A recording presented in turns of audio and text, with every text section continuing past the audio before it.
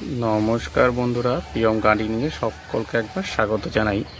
বন্ধুরা, আপনারা দেখতে পাচ্ছেন যে মালবেরিটি কিভাবে হয়ে রয়েছে। যদিও বেশ কিছু হারভেস্ট করা হয়েছে, তো এখনও প্রচুর পরিমাণে গাছে রয়েছে।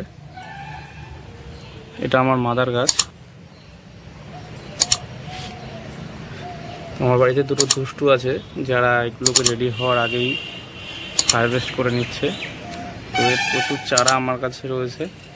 দেখুন, এখানে ছোট গাছ, তাতেও ফল এসেছে।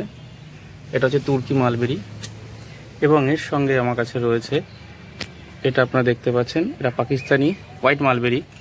এবং তার সঙ্গে আরও একটি গাছ রয়েছে, এটা হচ্ছে গিয়ে লং ব্ল্যাক মালবেরি, যেটা আমরা বলি।